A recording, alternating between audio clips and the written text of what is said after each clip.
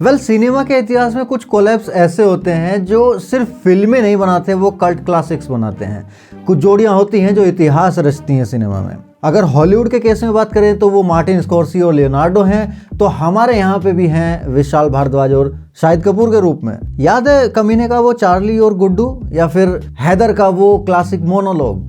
Politically इन movies को लेके लोगों के अपने अपने डिफरेंट बायस हो सकते हैं, लेकिन अगर बात करें film making as a craft की, तो भाई इन दोनों ने जब भी हाथ मिलाया है स्क्रीन पे आग लगाई है।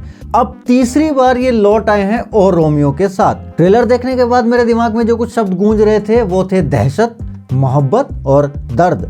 बात करें स्टोरी टेलिंग की, तो विशाल भारद्वाज साहब की आदत है शेक्सपियर को उठाकर उसे देसी गन कल्चर में फिट कर देना। मकबूल बना था मैकबेथ से, ओमकारा बना था ओथेलो से, हैदर आया था हैमलेट से, और अब और रोमियो आई है रोमियो एंड जूलियट से मोस्ट प्रोबेबली। ये वो बालकनी वाला रोमांस नहीं है जहाँ हीरो हीरोइन एक दूसरे को खड़े होकर ताड़ते हैं दूर से। माना जा रहा है कि ये कहानी 80s 90s के डेंजरस गैंगस्टर हुसैन उसरा और सपना दीदी की लाइफ से इंस्पायर्ड है। ट्रेलर में वो रियलिज्म साफ दिखाई दे रहा है, लेकिन ये वाला रोमियो सुसाइड करने वाली पार्टी नहीं है, ये पूरे शहर को जला देगा, because he is a certified criminal too. अब आते हैं कहानी के मेन लीड पे, यानी कि शाहिद कपूर। ये बंदा अलग ही डायमेंशन में चला गया है यहाँ पे। ट्रेलर में 3 चीजें नोट करने वाली हैं। पहली है स्माइल। एक शॉट है जहां शाहिद का चेहरा खून से लथपथ है और वो हंस रहे हैं। वो हंसी आपको हीथ लेजर वाले जोकर वाली फील देगी। हाँ, मैं सही बता रहा हूँ।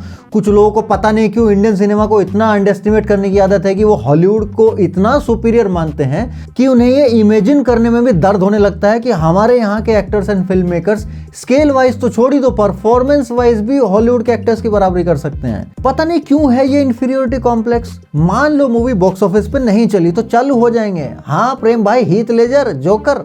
दूसरों को रोस्ट करके अपने ईगो को मसाज करने से अच्छा है अपने दिमाग के डायमेंशंस को थोड़ा एक्सप्लोर कर लो, कुछ अच्छा सीखोगे जिंदगी में। नहीं तो मैं तो अपना काम कर ही रहा हूँ, पहले मैट्रिक्स थी अब हीथ लेजर आ गया। वापस ट्रेलर पे आ जाते हैं। यहाँ शाहिद कपूर के कैरेक्टर की बॉडी लैंग्वेज देखो, वो कैसे चल रहा है। वो एक लवर कम है और यहाँ पे एक जानवर ज्यादा लग रहा है, पिंजरे से छूटा हुआ एक जानवर। देन आती है डायलॉग डिलीवरी। यहाँ पे आवाज में एक थकन है पर शब्दों में आग है। जिस जगह पे उन्होंने पॉज लिया वो फ्रेम बता रहा है कि शाहिद ने इस रोल के लिए अपनी आत्मा निकाल दी है। भाई मैं बता रहा हूँ, हैदर के बाद ये उनकी one of the best performance में से एक रहेगी। लेकिन शाहिद यहाँ अकेले नहीं है। एनिमल के बाद सबको लगा था कि तृप्ति डिमरी टाइप कास्ट हो जाएंगी, पर यहाँ वो शाहिद के बराबर खड़ी दिखाई दे रही हैं। उनका कैरेक्टर जो शायद जूलियट से इंस्पायर्ड होगा लेकिन सपना दीदी पे बेस्ड है, वो डरी हुई नहीं लग रही है। उसकी आंखों में बदला है। उसकी और शाहिद के कैरेक्टर की टॉक्सिक केमिस्ट्री भाई स्क्रीन पे आग लगा देगी। और यहाँ मैं एक चीज बता देता हूँ, बहुत ध्यान से सुनना, इस तरह की toxic chemistry real life lovers को सबसे ज्यादा इन्फ्लुएंस करती है, लेकिन कोई इस बात पे ध्यान नहीं देता ज्यादा। इसलिए ऐसी फिल्मों को देखने के बाद घर लेके मत जाया करो, थिएटर्स में ही छोड़ दिया करो, वरना मूवी डूबे ना डूबे आपका रिश्ता जरूर डूब जाएगा। फिर आते हैं नाना पाटेकर साहब। हम आपके हैं कौन? माधुरी। जब चाहूं नाचना पड़ेगा। उनका कैरेक्टर शाहिद के केओस के सामने ऑर्डर और पावर को रिप्रेजेंट करता है। फिर आता है the biggest shock, Farida Jalal. हमने उन्हें हमेशा प्यार करने वाली दादी टाइप के रोल्स में देखा है, कुछ कुछ होता हमें देखा है जैसे, पर यहाँ पे भाई बहुत ज़्यादा चांसेस हैं कि वो हाथ में गन लेके गालियाँ देती हुई भी दिखाई दे जाए मूवी में। ऐसी मैंने कुछ रूमर सुनी है। ये कास्टिंग काफ़ी ज़्यादा जीनियस है। ये दिखाता है कि फिल्म में कोई भी सेफ नहीं है character.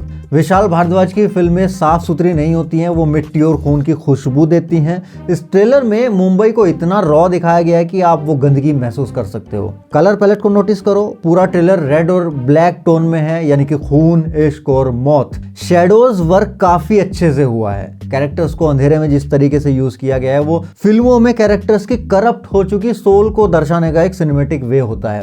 This is called art cinema with the packaging of main stream cinema. और ट्रेलर के सबसे स्ट्रॉन्ग पॉइंट्स में से एक है इसका म्यूजिक। एंड चूंकि विशाल भारद्वाज खुद म्यूजिक कंपोज करते हैं तो उनके फिल्म्स में म्यूजिक का एक अलग ही फ्लेवर आता है। ट्रेलर में जो रोमियो का जो टाइटल ट्रैक सुनने को मिल रहा है वो मेलोडियस साउंड कर रहा है, लेकिन विजुअल्स कितने वायलेंट हैं। ये कंट्रास्ट ही विशाल भारद्वाज की स्पेशलिटी है। मतलब स्क्रीन पे गर्दन कट रही है और पीछे सूफी म्यूजिक बज रहा है, तब जो डर लगता है ना भाई, वो है असली सिनेमा। तो अब देख लो भाई, अगर आपको पठान या जवान जैसा स्टाइलिश एक्शन पसंद है तो शायद ये आपको हैवी लग सकती है मूवी, लेकिन अगर आपको एनिमल, हैदर और मिर्जापुर जैसा रॉ, वायलेंट और पैशनेट सिनेमा पसंद है तो और रोमियो शायद आपके लिए एक ट्रीट हो सकती है फॉर श्योर। ये मूवी 13 फरवरी यानी कि वैलेंटाइंस वीकेंड पे आ रही है, तो भाई अपने बाबू सोना को लेके जाओ, पर ध्यान रखना ये हैप्पी एंडिंग वाली लव स्टोरी नहीं है, इसमें दिल टूटेंगे नहीं, दिल चीरे जाएंगे उस तरह से। तो मैं फिर बता रहा हूँ, कहानी को थिएटर तक ही रखना, घर लेके मत आ जाना।